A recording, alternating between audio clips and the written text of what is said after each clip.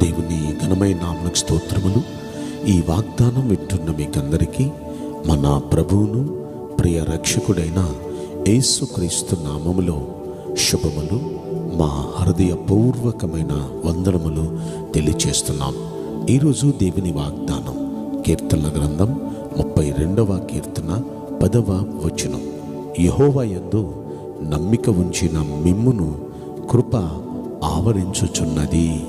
ఈ మంచి వాగ్దానం వింటున్న మనందరి వెనుకడిలో మన మంచి దేవుడు నెరవేర్చునుగాక. ఆమేన్.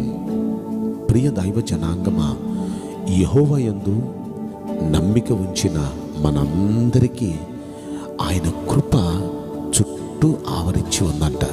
ఆ కృప ఆవరింప చేస్తారంట మన దేవుడు. ఏమండి, దేవుని కృప మన మీద మన చుట్టూ ఉంటే ఏ విధంగా ఉంటుంది? బైబిల్ గ్రంథంలో ఆయన యందు నమ్మిక ఉంచిన దావీదు పట్ల దేవుడు ఎలా కృప చూపించారో మీకు చెప్తాను నేను. దావీదు దేవుడంటే అచంచలమైన నమ్మకం. ఏ పని చేసినా ఆయన ప్రార్థన చేసుకొని దేవుడి మీద భరోసా వేసి ఆ పని చూసుకుంటూ వెళ్ళిపోయేవాడు విశ్వాసంతో.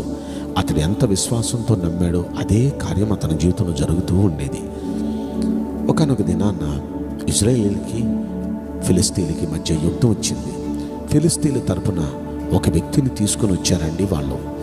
ఆ వ్యక్తిని చూపించకుండా ముందు తాకీదులు రాయించుకున్నారు. మా వైపున ఒక వ్యక్తిని నిలబెడతాం, మీ వైపున ఒక వ్యక్తిని నిలబెట్టండి, ఇరువురికి యుద్ధం పెడదాం, ఎవరు గెలిస్తే వారి దేశం గెలిచినట్టు. ఎందుకు ప్రతిసారి వేల కొలది సమాజం చనిపోవాలి? ఇలా బాగుందంటే నిజమే బాగుంది అనుకున్నారు. అయితే ఆ కాంట్రాక్ట్ అయిపోయిన తర్వాత వెంటనే కుదుర్చుకున్న తర్వాత వాళ్ళ వీరుడైన గొలియాతును లేపారు. ఇప్పుడు గొలియాతును చూస్తే అసలు హడెత్తిపోతున్నారు ఇశ్రాయేలీలంతా. 40 రోజుల టైంలో మా హీరోని మీరు కొట్టలేకపోతే మీరు మా కింద బానిసలు అయిపోవాలి అన్నారు. ఇప్పుడు వీళ్ళు ఏం చేయాలో అర్థం కాని పరిస్థితులు టెన్షన్ పడుతూ ఉంటే 40వ రోజు కూడా వచ్చేసింది. ఇప్పుడు ఈ 40వ రోజున దావీదును దేవుడు ప్రేరేపించి ఆ స్థలానికి తీసుకుని వెళ్ళాడు. దావీదు అక్కడికి వెళ్ళేటప్పటికి ఇజ్రాయేలీలంతా తలదించుకున్నారు. ఫిలిస్తీన్లంతా వారు ఎంతో ఆనందంగా జయ నినాదాలు చేస్తున్నారు. చాలా వేదన పడ్డాడు. సున్నతి లేని ఈ ఫిలిస్తీను జీవం గల దేవుని ముందు ఏ పాటివారు? నేను వెళ్ళి అలా కుట్టేస్తానన్నాడు. అయితే ఇప్పుడు ఇతగాన్ని పంపించాడు. రాజు ఇతన్ని పంపించినప్పుడు ఆ ఫిలిస్తీన్ల వీరుడు గొల్యాతు అంటాడు, నేనేమో కుక్కను అనుకుంటున్నావా? నువ్వు రాళ్ళు ఏరుకొని వస్తున్నావు నా మీదకి అన్నాడు. అంటూనే తన చేతిలో ఉన్న ఈటను విసిరాడు. ఈట అలా తల మీద నుండి వెళ్ళిపోయింది. ఇప్పుడు అతడు కూడా ఒక మాట అంటున్నాడు, నువ్వు కత్తిని, ఈటిని, బల్యాన్ని, నీ బలాల్ని చూసుకొని నా మీదకి వస్తున్నావు. అవేవి నాకు లేవు.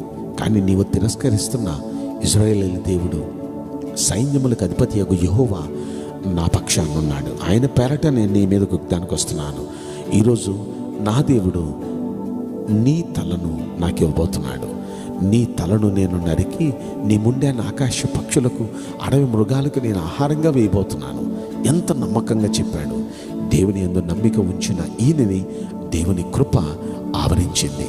ఎప్పుడైతే దేవుని కృప ఆవరించిందో చిన్న చిటికేసినంత తేలికలో అతన్ని ఆ రాయి విసిరితే నొసరలో తగింది. బోర్ల పడిపోయాడు. గబగబా వెళ్ళిపోయి అతని కత్తి తీసి అతని పీక నరికేసి చేత్తో పట్టేసుకున్నాడు. 40 రోజులు ఇశ్రాయేలీలందరినీ గజగజలాడించిన ఈ ఫిలిస్తీయుడైన ఈ గొల్యాతు ఒక్క దెబ్బకి, దావీదు దెబ్బకి చచ్చిపోయాడు, తల తీశాడు. ఎంత బ్రహ్మాండమైన కార్యమండి. ప్రియ దైవ జనాంగమా, దేవుని కృప ఒక వ్యక్తిని ఆవరిస్తేనే ఎంత గొప్ప విజయం కలుగుతుంది.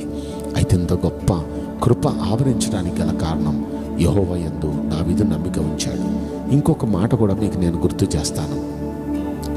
ఇశ్రాయేలీలు వారి యాత్రలో యెరికో కోటగోడ దగ్గరికి వచ్చారు. ఇప్పుడు యెరికో కోటగోడ దగ్గరికి వచ్చేటప్పటికి పెద్ద వైశాల్యం ఉన్న గోడ. ఏం చేయాలో అర్థం కావట్లా. ఆ గోడ దాటడం వీరి వల్ల కాదు. అప్పుడు ఏం చేయాలి ప్రభువా అని ప్రార్థించాడు యెహోషువ. దేవుడు ఒక మాట చెప్పాడు, నువ్వు పని చేయి. ఇప్పుడు ఈ యెరికో కోటగోడ చుట్టూ రోజుకి ఒకసారి దాని చుట్టూ మౌనంగా తిరగండి. 7వ రోజున దాని చుట్టూ 7 సార్లు మౌనంగా తిరగండి. అయిపోయిన తర్వాత ఒక్కసారిగా ఆ చుట్టూ మీరు నిలబడి మీ చేతుల్లో ఉన్న బోర్లు ఊదండి. మీరు ఆ బోర్లు ఊదుతూ స్తుతులు చెల్లిస్తూ యాజకులు దేవుణ్ణి కీర్తిస్తూ ఉంటే ఆ గోడ కూలిపోతుంది అన్నాడు. అప్పుడు విశ్వాసంతో వారు స్తుతులు చెల్లించారు. స్తుతులు చెల్లిస్తూ ఉన్నారు, బోర్లు ఊదుతూ ఉన్నారు. వారు అలా బోర్లు ఊదుతూ స్తుతులు చెల్లించారు. 7వ రోజున 7 సార్లు తిరిగి ఆ ప్రకారం చేయగా ఒక్కసారిగా ఆ కోట గోడలు కూలిపోయినాయండి. విశ్వాసముతో వీరు అడుగులు వేశారు. దేవుని కృప వారిని ఆవరించింది. వారు స్తుతులు చెల్లిస్తూ ఉండగానే, బోర్లు ఊదుతూ ఉండగానే ఆ కోటగోడలు కూలిపోయినాయి కదా. అంటే ఒక్కసారి మనం ఆలోచిస్తే కోటగోడ కూల్చటం సాధ్యమయ్యే పనేనా? ఆ కోటగోడ స్తుతులు చెల్లిస్తే కూలిపోయింది అంటే విశ్వాసంతో వారు చేశారు. దేవుడు చెప్పిన మాట ప్రకారం విశ్వాసంతో చేశారు. అదే దేవుని కృప వారిని ఆవరించడానికి గల కారణమైంది. ఇలా బైబిల్ గ్రంథంలో భక్తులందరూ ఆయన మీద నమ్మకం ఉంచి ఆయన చెప్పినట్టు చేశారు. దేవుడు ఆయన కృపను ఆవరింపచేశాడు. అద్భుతమైన విజయాలు వారి జీవితంలో చూచారు. ఒక దావీదే కాదు, లేకపోతే ఒక ఎరుకో కోటగోడల దగ్గరే కాదు, ఇలాంటి సందర్భాలు బైబిల్ గ్రంథం నిండా విశ్వాసముతో నమ్మకంతో వారు చేశారు. ఆయన కృప చెప్పున అద్భుతాలు దేవుడు వారి జీవితాల్లో చేశాడు. కాబట్టి ఈ వాగ్దానం వింటున్న ప్రియ దైవ జనాంగమా, ఈ వాగ్దానం వింటున్న మీరు ఆయన యందు నమ్మిక ఉంచుతున్నారు కాబట్టి ఖచ్చితంగా ఆయన కృప మిమ్మును కూడా ఆవరింపజేసి అద్భుతమైన విజయాలు మీకు ఆయన అనుగ్రహించునుగాక. ఆమేన్. నేను మీకోసం ప్రార్థన చేయబోతున్నాను. పరిశుద్ధుడా, ప్రేమగల యేసురాజా, మీ పరిశుద్ధ బంగారు పవిత్రమైన నామమునకు నిండు మనసుతో కోట్ల కొలదిగా స్తుతులు స్తోత్రములు వందనాలు చెల్లిస్తున్నాం. ఈ వాగ్దానం వింటున్న ప్రియుల జీవితంలో దయచేసి ఈ వాగ్దానం నెరవేర్చి కృప చూపించండి. నీ అందు నమ్మిక ఉంచిన వీరిని కృప ఆవరించునుగాక. నిశ్చయంగా నీ కృపను అనుగ్రహించి మీరు తృప్తిపరచమని ఈ కొద్ది మనవులు నజరుడైన యేసుక్రీస్తు ప్రశస్తమైన నామములో మిక్కిలి వినయంతో ప్రార్థించి బ్రతిమలాడి వేడుకుంటున్నాం ప్రియ పరలోకపు తండ్రి. ఆమేన్. May God bless you all. Thank you.